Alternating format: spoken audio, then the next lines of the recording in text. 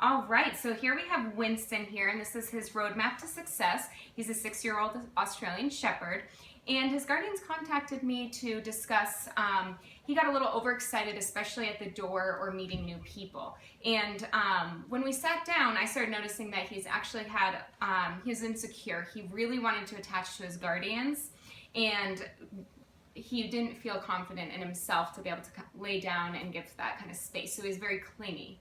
So we discussed first off kind of having petting with a purpose. So they're only to pet Winston when they want to reinforce how they want him to be responding in a situation. So you want to pet Winston when he's feeling confident, or you ask him to do something such as sit. And petting him under his chin to get his nose pointed up like this. That's going to make him feel more confident and happier. If he does start getting clingy and he's laying on your legs, you don't want to pet him at that point, because then you're reinforcing that he should be responding in an insecure manner to having guests over, or if he gets nervous about something. Similar to like if there's thunderstorms, you don't want to pet him at that point, because then you're telling him always respond in a nervous kind of fashion. So that's a couple of things for petting Winston. The next thing that we did is we actually decided to go through a kind of confidence building exercise where we did this focus.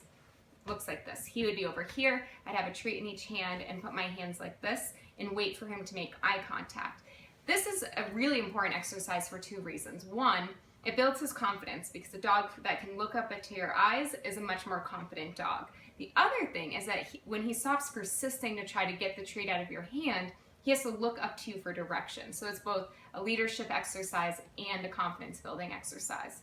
Then we went through a specific leadership exercise where the guardians claimed about a 2 to 3 foot radius around them, and then claimed a treat in that space where Winston wasn't allowed into the space until the guardians gave him permission.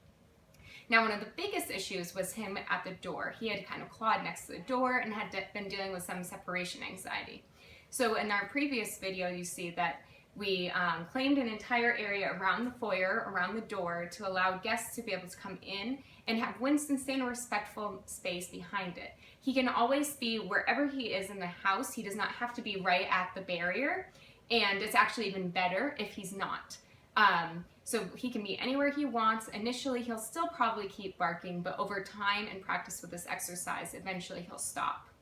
Now, he also does deal with some separation anxiety. What I would suggest to his guardians is to start training him to do a sit and stay. This way we can slowly increase the duration. So start off with putting him in a sit and maybe only counting to 3 seconds and giving him a treat.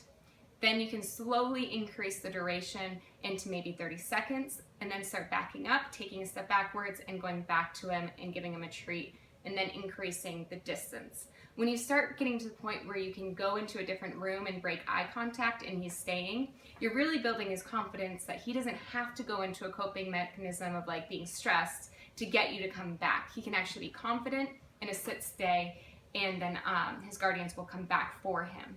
Now, you don't want to leave him and have him break the stay on his own. Always come back with a treat and reinforce that he did a good sit stay, give him a treat and say stay, and then you can let him break from that exercise.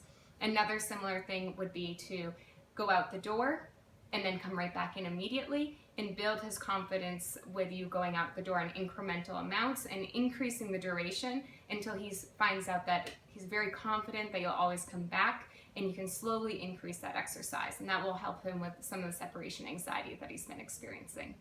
All right, and so this is Winston's roadmap to success.